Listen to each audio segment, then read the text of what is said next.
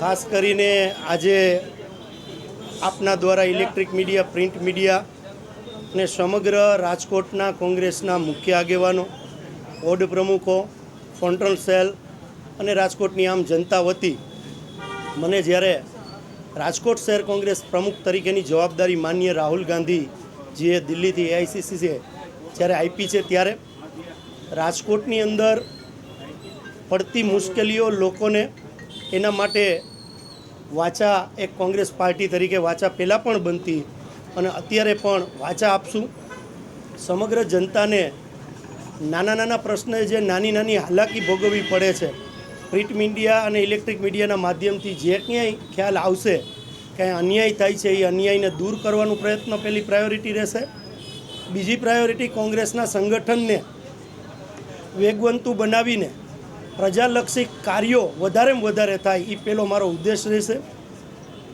સાથે સાથે યુવાનોને, વડીલોને અને મહિલાઓને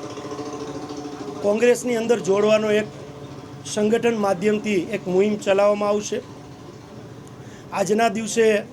પ્રથમ મારી વરણી છે અને ચાર્જ સ્વીકારવા જઈ રહ્યો છું, ત્યારે કોઈ નેગેટિવ પ્રવૃત્તિમાં કે નેગેટિવ વાત ભારતીય જનતા પાર્ટીની નહીં કરું, પણ ભારતીય જનતા પાર્ટીની છેલ્લા 20 વર્ષ કરતાં પણ વધારે રાજકોટ મહાનગરપાલિકામાં જ્યારે શાસનમાં છે ત્યારે લોકોની વેદનાને ભૂલી ગઈ છે. એ વેદના પાછી લોકોની યાદ આવે એવું ચોક્કસ આજના દિવસે હું આપ લોકોના માધ્યમથી કહેવા માગું છું કે સત્તામાં બેઠેલા લોકોની વેદના સમજાય એ પ્રકારનો આક્રમક કાર્યકર આવનારા દિવસોની અંદર કાર્યક્રમો રાજકોટ કોંગ્રેસ દ્વારા કરવામાં આવશે. ખાસ કરીને મારા પૂર્વ પ્રમુખ અતુલભાઈ રાજાણી, હું ખુશી સાથે કહું છું કે એમને જે કાંઈ અમારી